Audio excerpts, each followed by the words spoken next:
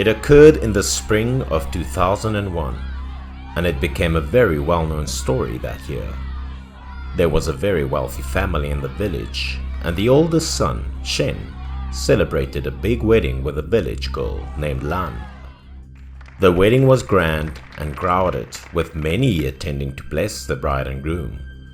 The groom's friends began to tease as well, as if it were a ritual before allowing the two to get into the wedding room for consummation. On the bride's side, some friends and bridesmaids had come to celebrate, so they took advantage of the opportunity to chat with the bride before she officially joined her husband's house. At first, it was just a fun conversation, but then Shen's friends began getting drunk and making fun of the groom, which became increasingly outrageous. They were no longer teasing only the bride, but rather the bridesmaids, who were also in the room. They also forced her to make some pretty subtle jokes. Everyone was drunk at the moment, so the bride couldn't stop the groom's friends. But just as everyone was making a lot of noise, a friend of the bride, who was also a bridesmaid at the wedding, burst out of the next room. People didn't understand what was going on when they saw her crying and screaming and fled quickly. Her name was May. She ran out of the house before anyone could ask about the situation. Her clothes were strewn about, and her hair was a mess. Everyone was still stunned, but inside the room a friend of the groom was Wu. His face was red, possibly from inebriation. He was not wearing a shirt and was still holding his pants, and he was also perplexed.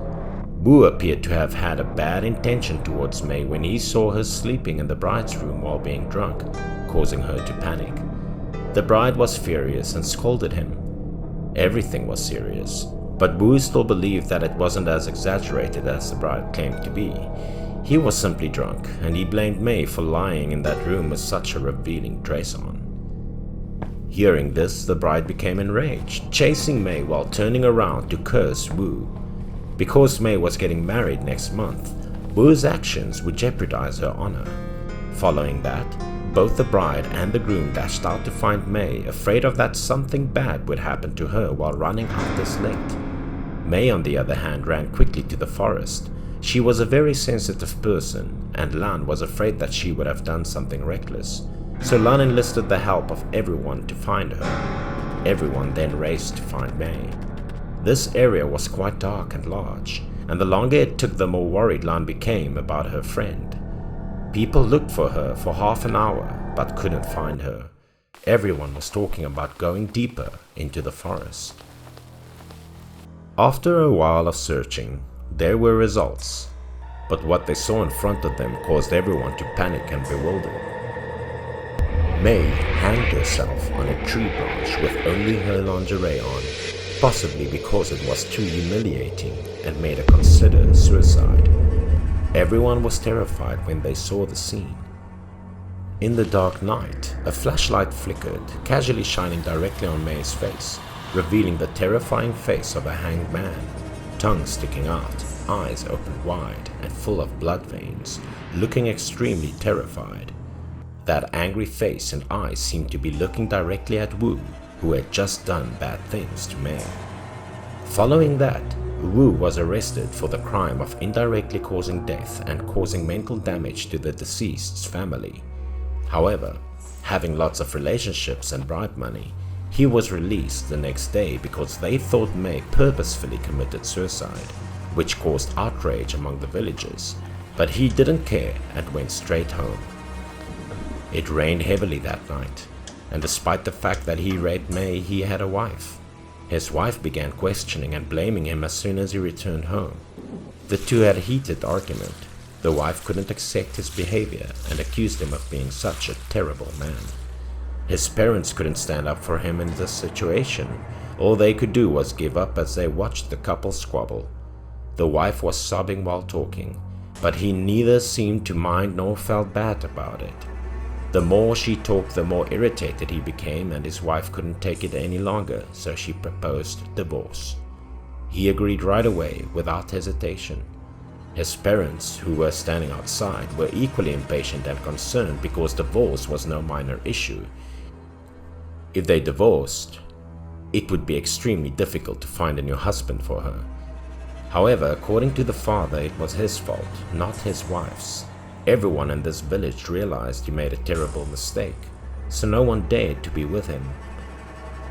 His parents heard rash voices continuing from inside the room while he was worried and confused.